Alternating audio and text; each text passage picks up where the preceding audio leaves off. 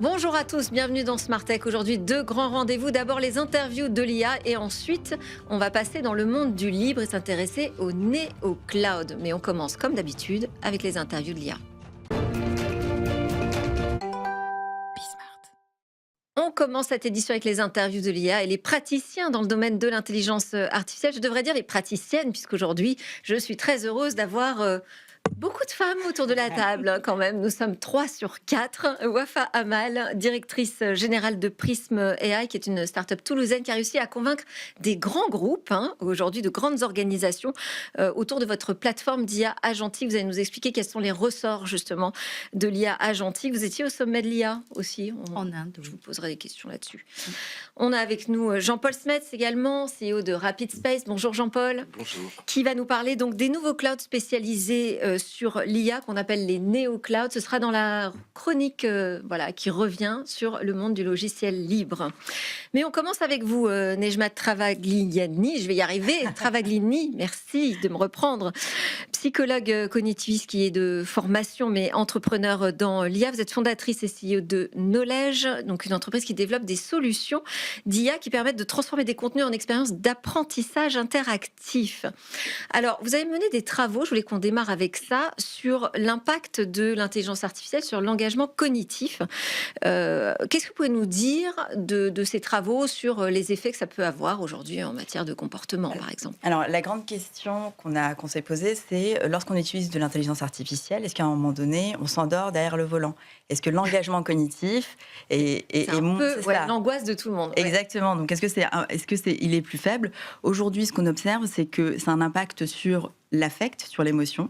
On sait que ça active aussi des réseaux dans le cerveau qui vont activer aussi, qui ont la même activation finalement que les interactions humaines. On peut comparer ça aussi aux réseaux sociaux?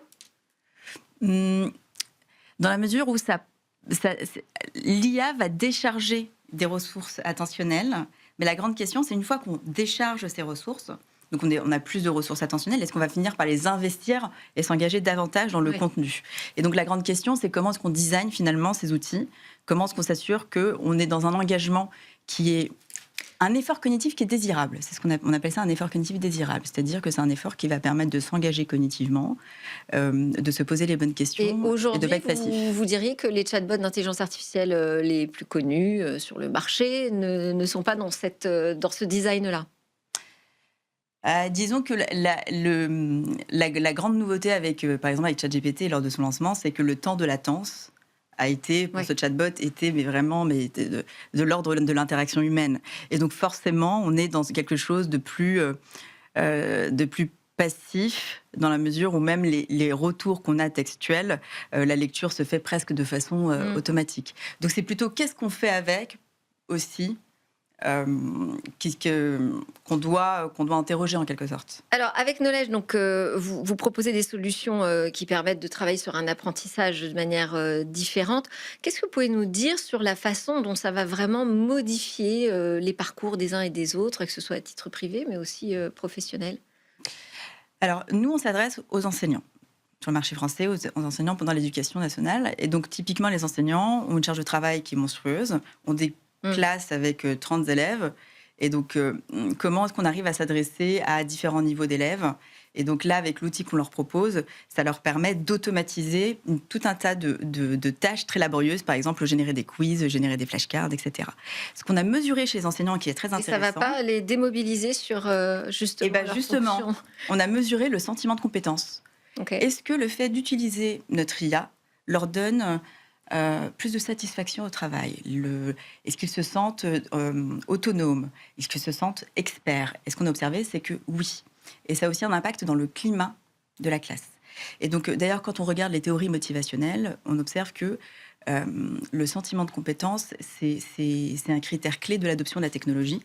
Si je me sens compétent, si je me sens autonome, eh bien, je vais utiliser cette technologie. Et d'ailleurs, ça, c'est un vrai sujet auprès des enseignants, parce que moi, j'ai reçu un objecteur de conscience, enseignant dans le supérieur, qui a signé un texte qui appelle à faire objection face à l'intelligence artificielle parce qu'il estime justement... en fait, pour résumer sa pensée, c'est comment on fait demain pour enseigner avec l'intelligence artificielle. Oui. Et aujourd'hui, ça semble tellement pas évident, voire tellement dangereux, qu'il préfère se mettre en retrait. C'est la grande question. C'est vrai qu'avec l'intelligence artificielle, ce qu'on observe, c'est que c'est pas seulement les pratiques qui doivent changer, c'est tout un système qui doit évoluer. Et aujourd'hui, les enseignants, enfin voilà, à la fac, le côté très descendant où je diffuse le cours et puis les élèves sont passifs, les étudiants sont passifs, ça ne fonctionne pas. La recherche nous dit aussi que sur le plan de l'apprentissage, c'est pas ce qu'il y a de mieux.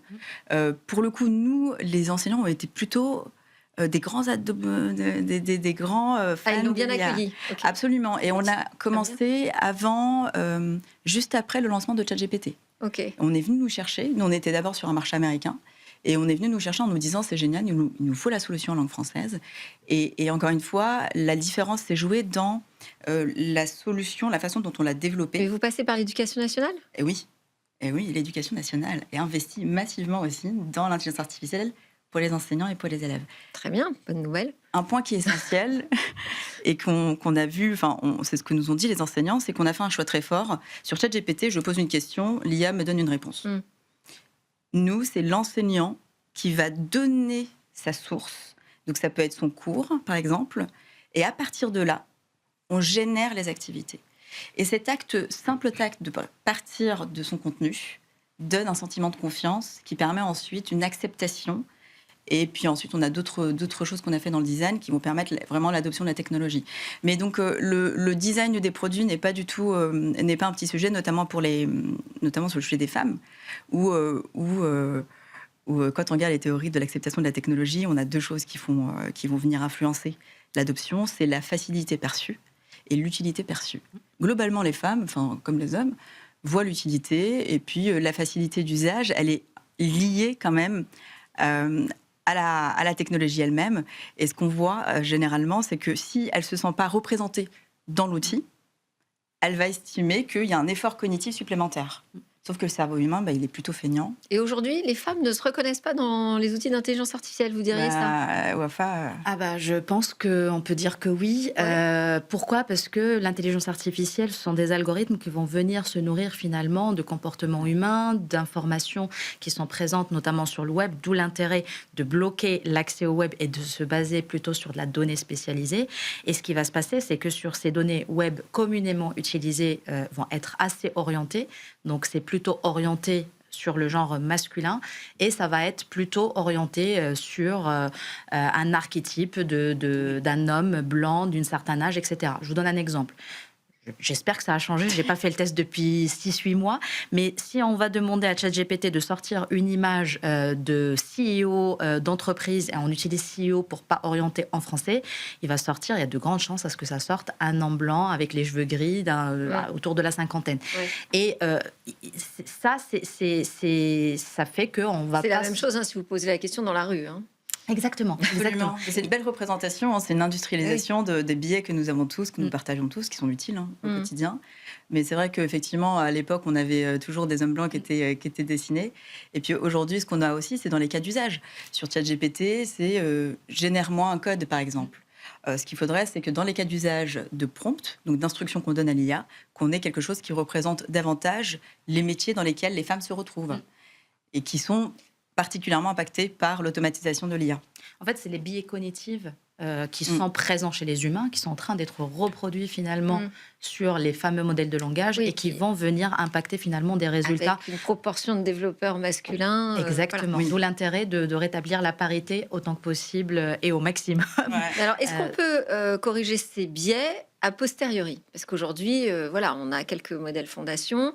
Est-ce qu'aujourd'hui, dans votre outil, par exemple, vous faites attention à la manière dont vous le concevez pour que ce soit un outil dans lequel on se retrouve avec une attention active? Est-ce que vous travaillez aussi sur le sujet des biais? Absolument. Donc, le sujet des biais est très difficile parce que, encore une fois, le biais cognitif, c'est un raccourci mental et c'est tout à fait naturel et normal et nécessaire pour l'humain de l'utiliser. Donc ça, c'est un truc important à intégrer. Nous, typiquement, comment on évalue ça? On essaye toujours de forcer l'IA à vraiment à partir du contenu que l'enseignant a mis en entrée. Et par ailleurs, on décortique, on décomplexifie le contenu. Donc on a 3 étapes. J'intègre mes ressources, je peux partir d'une vidéo. On pourrait prendre cette vidéo, la mettre dans Knowledge, par exemple, avec un article. Il y a l'Organisation mondiale du travail qui a fait une étude récemment. On pourrait récupérer cette étude et la mettre dans Knowledge.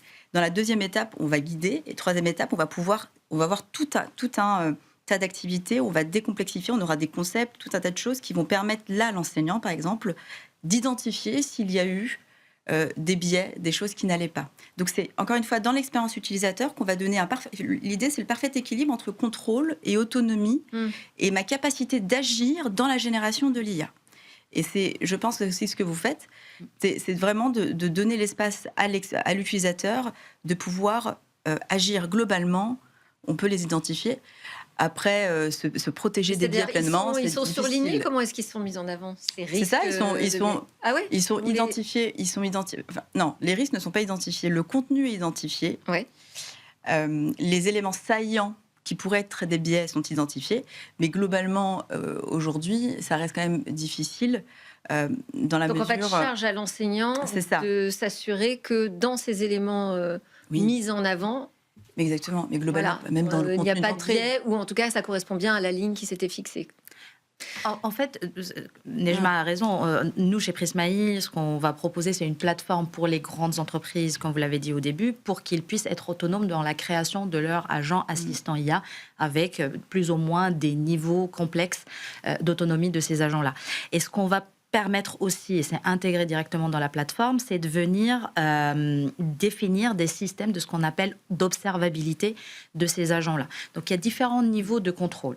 Quand on va définir la data de l'entrée, les données d'entrée, il y a un véritable contrôle à se faire, parce que si la data qui est exploitée sur l'agent n'est pas bonne, forcément le résultat ne sera pas bon non plus. Et à côté de ça, ce qu'on va mettre, c'est différents niveaux de contrôle. Il va y avoir ce qu'on va appeler le méta-prompt, les instructions maîtres de l'agent, de l'assistant. On va pouvoir mettre des garde-fous déjà initiaux. Et puis au niveau de chaque agent, on va pouvoir dire, OK, s'il y a ce comportement-là, il faut déclencher ce garde-fou-là, il faut contrer ce comportement-là avec le comportement suivant. Et donc là, on va mettre c'est ce qu'on appelle des guardrails qui permettent finalement de s'assurer que effectivement les comportements à chaque étape, il y a des contrôles. Exactement. D'avoir bien mis en place les garde-fous. J'ajouterais même que là-dessus... Oui. Je voulais faire réagir l'homme du plateau, Jean-Paul, une réaction. Moi, j'écoute et j'apprends pour l'instant. Oui. Quand tu entends ça sur les biais dans l'intelligence artificielle, tu en as conscience Pour moi, c'est la traduction des biais dans les contenus sur le web ou dans le monde réel. Donc, je me pose toujours la question de savoir...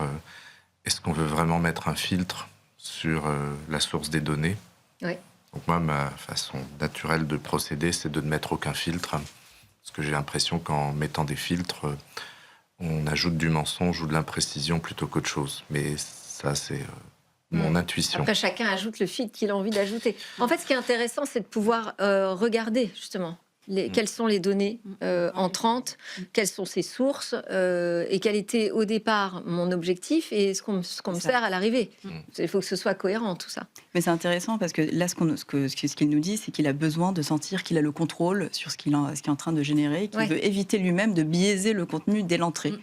Et ce que tu disais, le travail que fait Prisma et puis ce qu'on fait aussi, c'est qu'on doit le faire tous les mois. Enfin, on doit vérifier, les modèles évoluent extrêmement rapidement et tous les mois, on a tout un tas de tests pour vérifier est-ce qu'il y a des biais, est-ce qu'il y a des hallucinations qui viennent s'intégrer dans les modèles. Mais encore une fois, je trouve intéressant ce que tu as dit, c'est qu'effectivement, en fait, les filtres existent. La donnée d'entrée, elle est essentielle. Et ça me fait beaucoup penser, en fait, aux fourmis. Il me semble que les fourmis, quand ils vont chercher les petites feuilles, etc., il y a un filtre qui se fait. Et c'est un peu ce qu'on doit faire, nous, avec ces modèles d'IA. Mais c'est pas si évident que ça.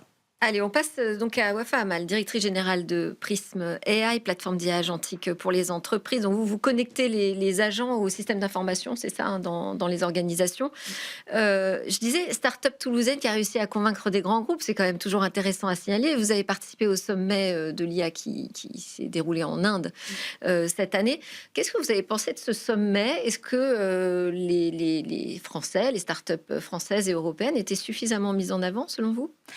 Alors, sur l'IA, on était la seule start-up avec compagnie A, je crois, trois acteurs qui étaient là, avec la French Tech notamment. Donc, il y avait les champions de l'IA de la French Tech qui étaient représentés, mais avec un stand, une présence physique sur le sommet de l'IA, nous étions les seuls sur place, ce qui était assez intéressant. Ce que j'en ai pensé, c'est que, en fait, on a tendance des fois à penser que la tech se joue aux États-Unis ou se joue en France, chez nous, qu'on est les meilleurs, etc. Et qu'on a la bonne façon de procéder. Et en fait, en arrivant en Inde et en m'intéressant notamment à ce qui a été présenté par les entreprises et les startups indiennes, en fait, on voit une autre façon de faire. Et ce qui m'a marqué chez ces startups et chez ces entreprises-là, c'est le sens du pragmatisme. Ils sont pas là pour créer des choses impressionnantes ou ultra innovantes et qui changent avec un gros effet waouh. Ils sont là, ils disent, nous, on a une surpopulation.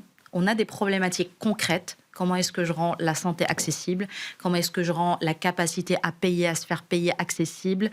Parce que c'est vital pour que la population puisse survivre, etc., etc. Et du coup, ils vont chercher des solutions très simples. On a vraiment, quand on regarde comment les choses sont montées, sont très simples, mais efficaces.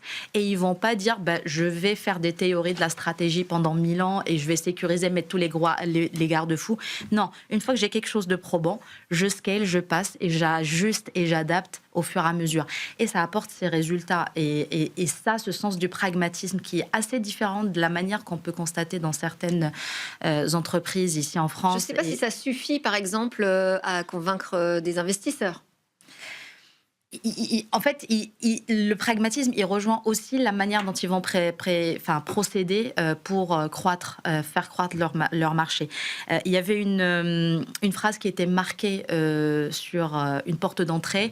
India, porte d'accès à un marché de 1 milliard de SMEs. Oui, ça c'est vendeur. Ouais. Et voilà. Et donc, en fait, il y a un réel besoin et on sent qu'il y a on va aller chercher d'abord la chasse aux clients finalement, avant d'aller chercher la chasse à la levée. Et donc ce sens de pragmatisme, on le voit aussi dans la manière dont ils vont financer.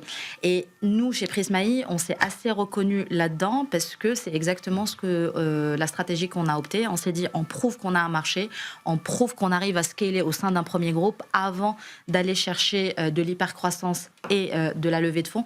Et notre première levée de fonds finalement, et qui pour moi est la plus noble, c'est vraiment le financement par le client, c'est-à-dire signer des contrats. Eh oui. Je voulais vous interroger sur une tendance qu'on appelle le self-AI, c'est-à-dire l'idée que les employés, les collaborateurs d'organisation vont pouvoir créer leurs propres agents. C'est un mythe, ça? C'est pas du tout un mythe, c'est une réalité terrain. Et d'ailleurs, on a un client qui a vraiment donné l'exemple là-dessus, c'est Bouygues Télécom.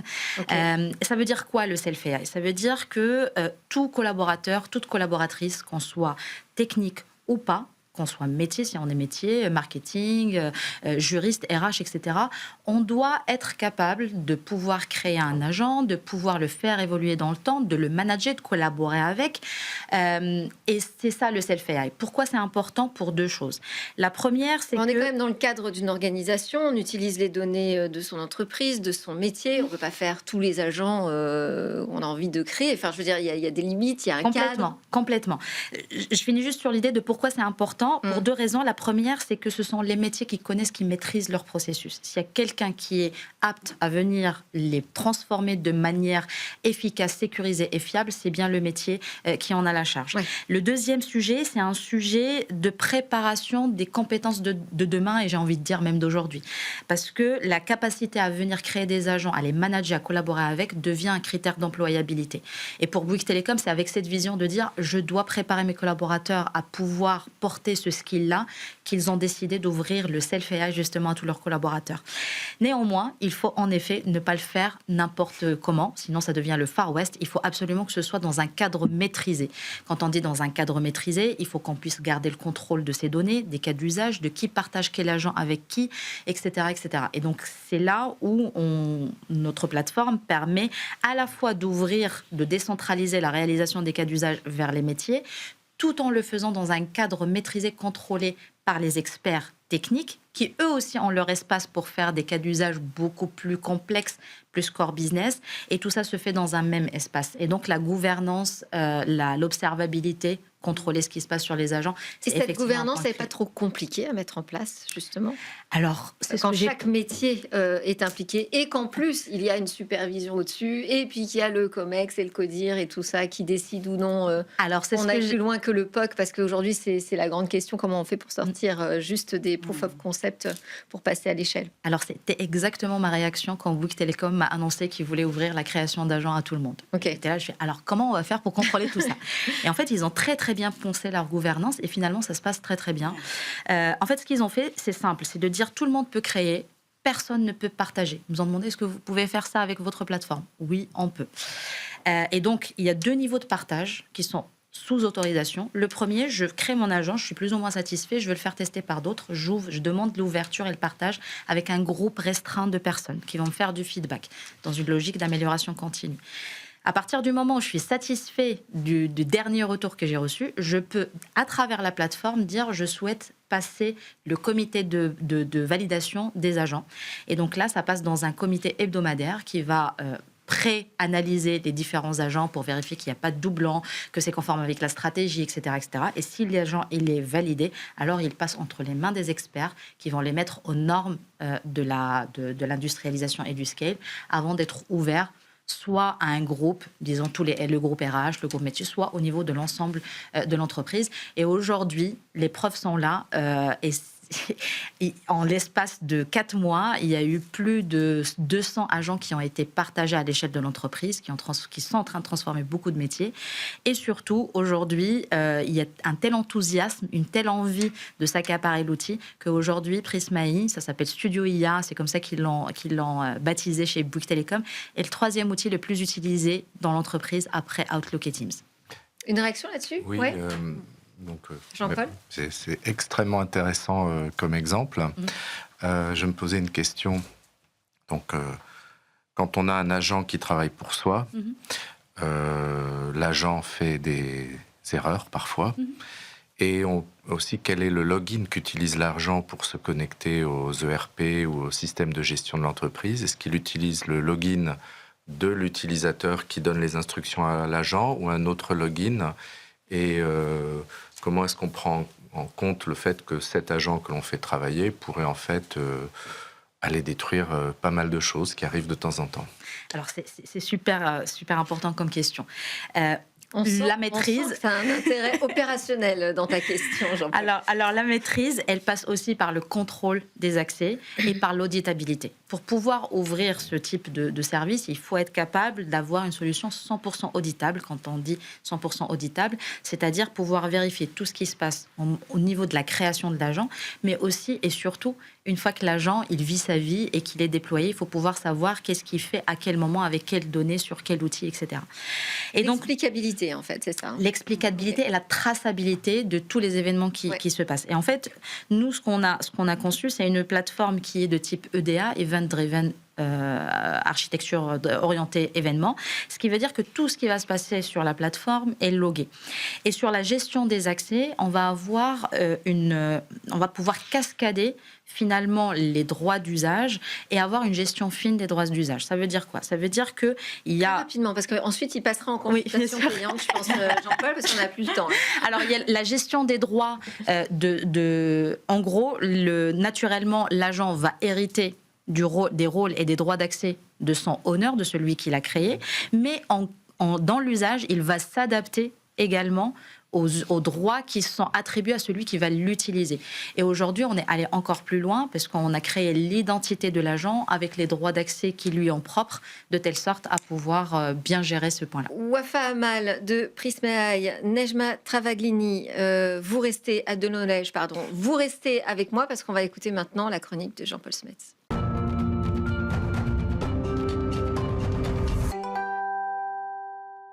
On termine cette édition avec le monde du libre, du logiciel libre, et on va parler de NeoCloud avec Jean-Paul Smets, le PDG de Rapid Space, qui nous offre cette chronique régulièrement. Alors, quel est le lien entre les deux? On peut peut-être rappeler rapidement ce qu'est un NeoCloud déjà. NeoCloud, on va dire, c'est un cloud qui fournit beaucoup de services liés à l'apprentissage ou à l'inférence pour l'IA. C'est aussi des solutions alternatives à ce qu'on trouve chez les hyperscalers, beaucoup plus... Disons que quand les boîtes grossissent, elles deviennent moins flexibles, donc ça donne l'opportunité à des nouveaux acteurs d'être meilleurs en matière d'IA. Et le lien avec le logiciel libre? Une fois de plus, on a une légende européenne. Linux, Linus Torvalds européen, dans l'IA, il s'appelle Georgi Gerganov. J'ai demandé à mon ingénieur bulgare comment prononcer. Bravo. Et il a créé en 2023 le logiciel de référence de l'inférence IA qui s'appelle Lama-CPP, en s'inspirant des travaux de Fabrice Bellard sur la compression par réseau de neurones de modèles textuels. En 2023, Nat Friedman, l'ancien PDG de GitHub, a investi dans l'entreprise de Georgi Gerganov. Lama-CPP est sorti, et puis récemment, son entreprise a été revendue à Hugging Face de nos amis, notamment Julien Chaumont. Est-ce que tu peux nous préciser quand même à quoi sert Lama-CPP? Lama-CPP, ça sert à faire l'inférence. Donc à ma gauche, la question, quels sont les grands développeurs de logiciels libres? À ma droite, le gros fichier modèle d'IA, on mélange les deux avec Lama-CPP et ça répond Linus Torvalds, Richard Stallman et Eric Raymond. Et donc Lama-CPP, c'est à la fois la librairie, mais également le format de fichier GBUF qui permet de stocker de façon très compressée les dossiers et de bien gérer l'usage de la mémoire. Et pourquoi est-ce qu'on n'a plus besoin de passer par des hyperscalers? Déjà, on peut le faire tourner sur son ordinateur à la maison. Ça a d'abord été fait pour des CPU, puis après ça a été étendu aux CPU NVIDIA, puis après aux NPU, puis après aux AVX, puis etc. Ça a été étendu à peu près à tout ce qu'on peut imaginer. Et donc, ça veut dire que on peut monter son cluster d'inférence IA pour quelques dizaines de milliers d'euros, plus besoin de NVIDIA. Donc les NeoCloud, c'est ça? Oui. Ça donne naissance aux NeoCloud. Absolument. Et donc, ce qu'on fait, en fait, c'est qu'on exploite certaines fonctions des nouveaux microprocesseurs. Donc, par exemple, dans les processeurs, il y a du calcul vectoriel, ça s'appelle AVX, ça permet de faire 8 multiplications en même temps de vecteurs. Il y a des NPU, ça permet de faire jusqu'à 1024 multiplications, additions de nombres flottants en un coup. Et donc, ça se trouve dans des processeurs qui consomment seulement 10 watts, que ce soit chez Intel, mais en Chine, chez SpaceMeet, en Europe, chez NXP. Et donc, les NeoCloud peuvent profiter de toute cette nouvelle génération de matériel à faible consommation d'énergie, à faible coût et qui permettent de faire de l'inférence grâce à notre nouveau Linux de l'IA, Lama-CPP du bulgare Georgi Gerganov. On retient bien ce nom. Merci beaucoup Jean-Paul Smets. J'ai pas le temps de vous faire réagir. Malheureusement, c'est déjà la fin de cette émission.